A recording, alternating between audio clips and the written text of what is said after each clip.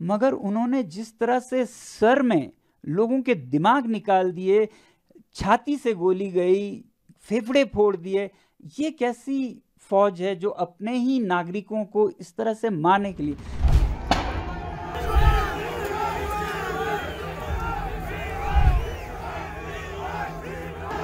तो इस समस्या को सुलझाने के लिए आंसर था automation, digital automation. Aamir Khan की फिल्म 3 इडियट्स के फुनसुक वांगडू आपको याद है? ये किरदार असल में सोनम वांगचुक से प्रेरित था, लेकिन इनोवेशन और नई सोच के बारे में बताने वाली ये फिल्म वांगचुक की जिंदगी का महज एक पार्ट थी। असल जिंदगी में वांगचुक के बारे में, उनसे जुड़े विवादों के बारे में कम ही लोग जानते हैं। यहाँ तक कि हाल ही में लेह हिंसा के बाद एक्टिविस्ट सोनम वांगचुक की गिरफ्तारी हुई और उनके बारे में कई तरह के सवाल उठने लगे, जैसे कि आखिर सोनम वांगचुक कौन है, कैसे 9 साल की उम्र तक वो बिना स्कूल गए एनआईटी तक पहुंच गए, क्या उनका वाकई विदेशी फंडिंग से कोई कनेक्शन है।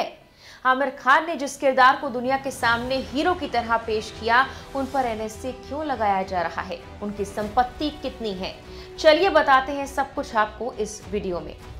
1 सितंबर 1966 को लद्दाख के लेह में सोनम वांगचुक का जन्म हुआ। बचपन में उनके गांव में आधुनिक स्कूल नहीं था, इसीलिए 9 साल तक की उम्र में उनकी मां ने उनको वहीं की भाषा में पढ़ाया लिखाया। पिता राजनेता थे।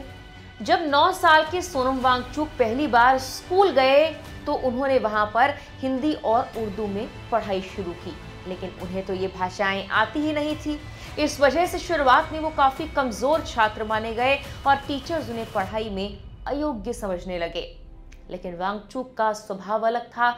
वो जिज्ञासु थे, आत्म सीखने वाले थे। भाषा की समस्या से पार पाने के लिए उन्होंने खुद ही इसका रास्ता चुन लिया। किताबों, अखबारों और अपने आसपास के माहौल से हिंदी उर्दू सीखी। धीरे धीरे विज्ञान गणित में उनकी रुचि बढ़ती चली गई। वो अच्छे छात्र बन गए, यहाँ तक कि उन्होंने आगे चलकर 9 भाषाओं पर पकड़ बना ली। परिवार चाहता था कि वो मेडिकल पढ़े, लेकिन उनका झुकाव इंजीनियरिंग की ओर बढ़ा। 1980 के दशक में वो श्रीनगर गए। वहाँ एनआईटी श्रीनगर, उस वक्त रीजनल इंजीनियरिंग कॉलेज श्रीनगर हुआ करता था, वहाँ दाखिला लिया। वहाँ से उन्होंने मैकेनिकल इंजीनियरिंग की पढ़ाई पूरी की और यहीं से उनकी इनोवेटिव सोच को नया आयाम मिला और आगे चलकर उन्होंने SECMOL और आइस्तुपा जैसी पहल शुरू की। लद्दाख में बच्चों को पढ़ाई में कठिनाई आती थी क्योंकि वहां की शिक्षा पद्धति उनके माहौल से मेल नहीं खाती थी। इस समस्या को समझते हुए वांगचुक ने 1988 में students educational and cultural movement of Ladakh की स्थापना की। इस स्कूल में बच्चों को सिर्फ किताबों से नहीं बल्कि व्यवहारिक तौर पर जीवन से जुड़ी शिक्षा दी जाती थी, जैसे खेती, ऊर्जा, निर्माण और नवाचार। इसने हजारों बच्चों की जिंदगी बदल दी, खासकर उन छात्रों की जिन्हें पारंपरिक शिक्षा व्यवस्था में फेल कहकर छोड़ दिया जाता था। दिलचस्प बात यह है कि इस स्कूल का पहला एडमिशन किसी एक नाम से दर्ज नहीं हुआ, बल्कि शुरुआत में 10 से 12 ऐसे छात्र लाए गए जो 10वीं बोर्ड परीक्षा में फेल हो गए थे। वांगचुक और उनकी टीम ने उन्हें फिर से पढ़ाया और उन्हें पास कराया। यही छात्र SECMOL के पहले बैच के रूप में भी जाने जाते हैं। लद्दाख में पानी की कमी एक बड़ी चुनौती रही है। इसका समाधान उन्हें अनोखे ढंग से खोजा और आइस स्तूप का विचार लाए। इसमें सर्दियों में पानी को पाइपों से ऊंचाई से गिराकर शंकु के आकार का बर्फीला ढेर बनाया जाता है, जो गर्मियों तक धीरे धीरे पिघलता रहता है और गांव वालों को पानी उपलब्ध कराता है। सोनम वांगचुक ने भारतीय सेना के लिए भी अनोखे घर बनाए जो बहुत ठंडे इलाकों में जवानों की जिंदगी आसान बनाते हैं। लद्दाख और सियाचिन जैसे इलाकों में जहां तापमान बहुत ज्यादा गिर जाता है, वहां सैनिकों को डीजल हीटर और जनरेटर पर ही निर्भर रहना पड़ता है। इससे न केवल हर साल हजारों करोड़ का खर्चा आता था, बल्कि प्रदूषण और सेहत की दिक्कतें भी बढ़ रही थी। लेकिन सोनम वांगचुक ने इस तरह का एक घर बनाया। मैं आपको ज़रा सा बताऊं कि ये कैसे बना हुआ है। इस टेंट के 2 हिस्से हैं, एक आगे का हिस्सा जो कि ग्रीन हाउस हिस्सा है जहाँ से सूरज की गर्मी जाती है, और जो पीछे का हिस्सा है वो स्लीपिंग चैम्बर है जहाँ की सैनिक रात को सोते हैं। और ये बहुत हाईली इंसुलेटेड हैं, बहुत जैसे रज़ाई होता है उस तरह का स्लीपिंग बैग की तरह है, और इस पर विंड शीटर वाटरप्रूफ कवर लगा हुआ है। और फिर ये जो आगे का हिस्सा है जो ग्रीन हाउस है, इससे हम अंदर जाते हैं।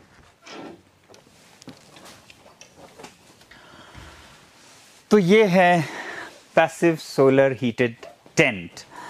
इस टेंट या तंबू के 2 खास हिस्से हैं, एक जो कि स्लीपिंग चैम्बर है, एक सोलर लाउंज यानी कि शयन कक्ष और विश्राम कक्ष। यहाँ पर सैनिक दिन में आराम से खुले में बैठ के अपने काम कर सकते हैं, हथियारों का सफाई वगैरह, और दिन में बहुत ये गर्म रहता है मगर रात में नहीं।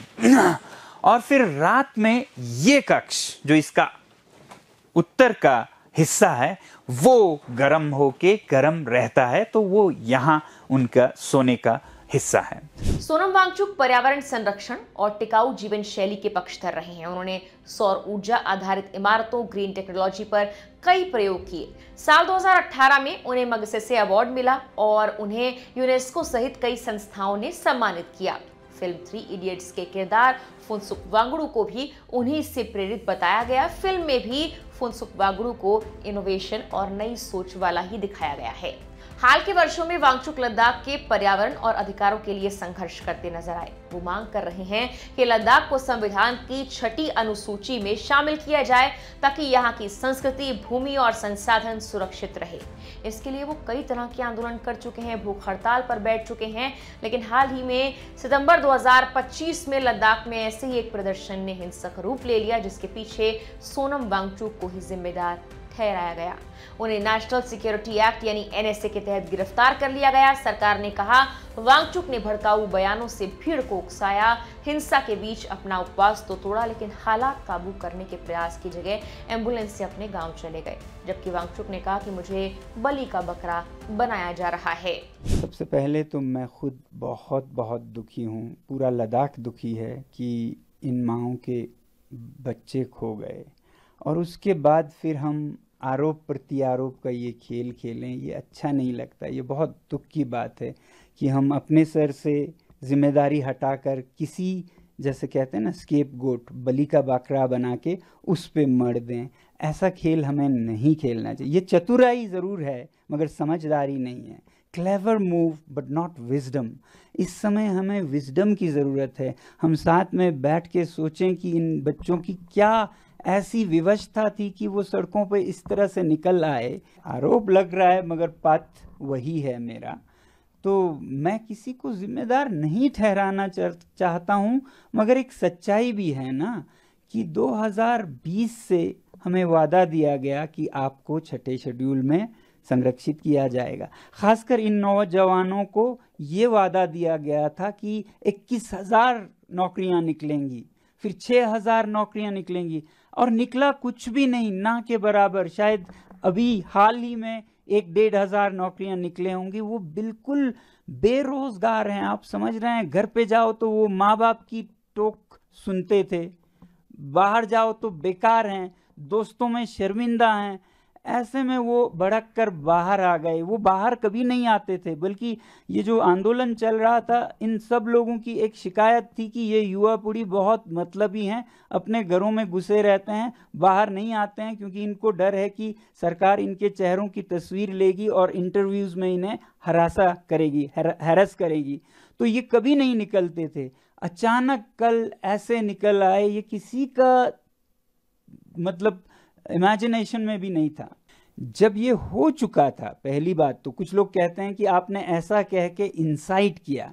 जब ये हो चुका था, मैंने तब एक अपडेट दिया जिसमें मैंने कहा कि ये हिंसा निंदनीय है। शब्द था निंदनीय है। मैं बहुत दुखी हूँ, इससे आप हमारा समर्थन नहीं बल्कि हमारी बदनामी कर रहे हैं। और फिर मैंने कहा कि ये अचानक से बिना किसी पहले के उसके अचानक से ऐसे हजारों में युवा निकल गए मानो जैसे जेनजी रेवोल्यूशन सा हो, ऐसा एक शब्द निकल गया। वैसे मैं जेनजी प्रयोग नहीं करता हूं, अब ये बच्चे खुद को करते हैं तो इसलिए शायद मेरे मुंह से निकला, वरना हमें जेनजी से इतना छूत-अछूत भी नहीं होना चाहिए। ऐसा कोई शब्द में तो बुराई नहीं है, पता नहीं कुछ लोगों को इतना क्यों लगता है। मैं भी यूज नहीं करता हूं, मगर कल ये मैंने सिर्फ इसका वर्णन करते हुए कहा, ऐसा एक हालात हो गया लद्दाख में जिससे हम सब दुखी हैं। ये होने के बाद का अपडेट है, आप जाके देख सकते हैं। दैनिक भास्कर की एक रिपोर्ट के मुताबिक केंद्र सरकार ने लद्दाख हिंसा के पीछे विदेशी कनेक्शन की भी आशंका जाहिर की है। खुफिया एजेंसियां उन कनेक्शन की जांच कर रही हैं जिससे हिंसा को बढ़ावा मिला हो। सोनम वांगचुक भी जांच के घेरे में है क्योंकि वांगचुक इस साल फरवरी में पाकिस्तान गए थे। उनका एक वीडियो भी सामने आया था जिसमें वो ये कहते हैं कि मैं पाकिस्तान के इस्लामाबाद में हूँ, यहाँ क्लाइमेट चेंज कॉन्फ्रेंस में शामिल होने आया हूँ। इसे पाकिस्तान की डॉन मीडिया ने आयोजित किया है। इसके बाद वांगचुक इसका भी जवाब दे चुके हैं कि आखिर विदेशी फंडिंग को लेकर जो आरोप उन पर लगाए जा रहे हैं उनमें कितनी सच्चाई है। 2 हफ्ते पहले की बात है, सीबीआई की, फिर इनकम टैक्स के, पता नहीं क्या क्या। तो सीबीआई के नोटिस में ये लिखा है कि 2022 से 24 में आपकी संस्था ने विदेशी मुद्रा ग्रहण किया, जबकि आपके पास अनुमति नहीं है, एफसीआरए नहीं है। हमने एफसीआरए नहीं लिया क्योंकि हमारा इरादा नहीं है विदेशों से हम भीख मांगे, ठीक है। मगर 2000 लेकिन आपने पैसे तो लिए। हाँ, अब देखिए वो क्या पैसा है। ये किसी भी यूनिवर्सिटी का सपना होगा और जो ये यूनिवर्सिटी करने में काबिल होगी उसे पुरस्कार दिया जाएगा कि उसका ज्ञान यानी कि भारत का ज्ञान विदेशों में निर्यात हो। तो हमारे जो पैसिव सोलर हीटेड बिल्डिंग्स है जो हमने लोगों के लिए, इंडियन आर्मी के लिए बनाए, वो अफगानिस्तान में ले जाना चाहते थे संयुक्त राष्ट्र संघ, यूनाइटेड नेशंस, और उन्होंने इसके लिए हमें फीस अदा की। उसी तरह हमारे आर्टिफिशियल ग्लेशियर्स को स्विट्जरलैंड की एक यूनिवर्सिटी और इटली के एक संस्था चाहते थे कि ये प्रोजेक्ट्स में प्रयोग किया जाए। उसके लिए हमें ज्ञान की दक्षिणा, फीस अदा की। वो फीस बाज़ाब्ता टैक्स के साथ है।